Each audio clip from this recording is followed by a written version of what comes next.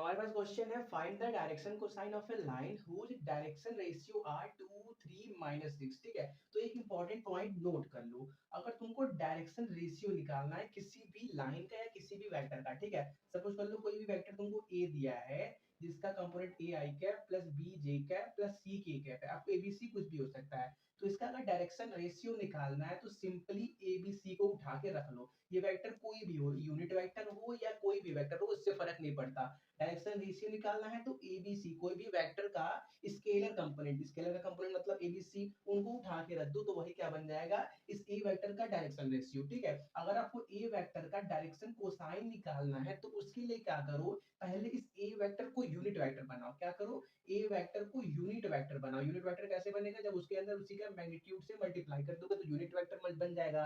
अब इस unit vector बनने के बाद जो उसमें स्केलर कंपोनेंट बचेंगे वो क्या होंगे, इस ए वेक्टर के डायरेक्शन कोसाइन। जैसे इसकी बात करें तो इसका एक मतलब ए कैप निकाल रहा है, ए मतलब यूनिट वेक्टर, तो A i cap plus B j cap plus C k cap, और क्या नीचे मैग्नीट्यूड आएगा।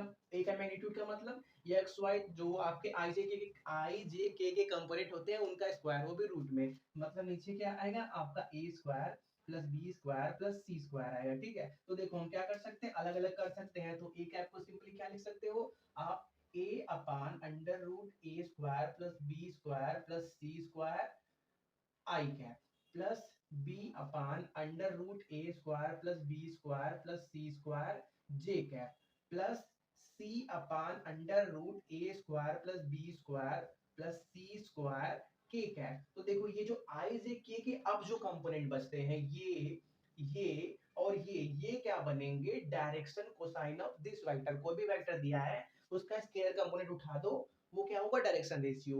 और अगर उसका डायरेक्शन कोसाइन बताना है तो पहले उसको यूनिट वेक्टर बना लो, फिर उसके बाद उसका यूनिट वेक्टर का जो आईजे का स्केलर कंपोनेंट होगा वो क्या बन जाएगा, ओरिजिनल वेक्टर का डायरेक्शन कोसाइन बन जाएगा। ठीक है, तो हम क्या करते हैं उसी इसी फॉर्म से अपने इस क्वेश्चन को सॉल्व करते हैं। तो हमारा डायरेक्शन रेशियो कितना दिया है, 2 6 और -3 दिया हुआ है। ठीक है, तो सपोज कर लो कोई हम रफ करते हैं थोड़ा सा, कि कोई भी हम एक सेकेंड मार्कर ब्लू, कोई भी हमको एक ए वेक्टर दिया है जिसका कंपोनेंट 2 आई कैप 3 जे कैप और माइनस सिक्स के कैप है। ठीक है, तो अगर इसका डायरेक्शन रेशियो निकालोगे तो कैसे करोगे, 2 3 -6 को लेके इसी आई जे के स्केलर कंपोनेंट को लेके, तो वही हमको दिया हुआ है। अब क्या करना है, सपोज कर लो इसी ए वेक्टर का हमको डायरेक्शन कोसाइन निकालना है, तो उसके लिए क्या करना पड़ेगा, पहले ए वेक्टर को यूनिट वेक्टर में कन्वर्ट करना पड़ेगा।